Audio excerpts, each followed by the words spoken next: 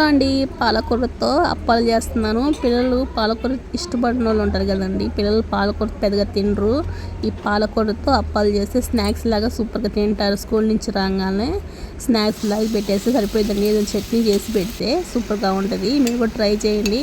ఇలా పాలకూర అంతా కట్ చేసుకొని పక్కన పెట్టుకొని సన్నగా కొంచెం ఆయిల్ వేసి సన్నటి సగమైన ఫ్రై చేసుకోవాలి. వాటర్ అంతా ఇంకిపోయేలాగా ఫ్రై చేసుకోవాలి. చూడండి ఇట్లాగా ఇదే ఫ్రై చేసుకుని ఒక గిన్నెలో తీసుకొని ఇంకా పెసరపప్పు నానబెట్టుకున్నాం కదండి.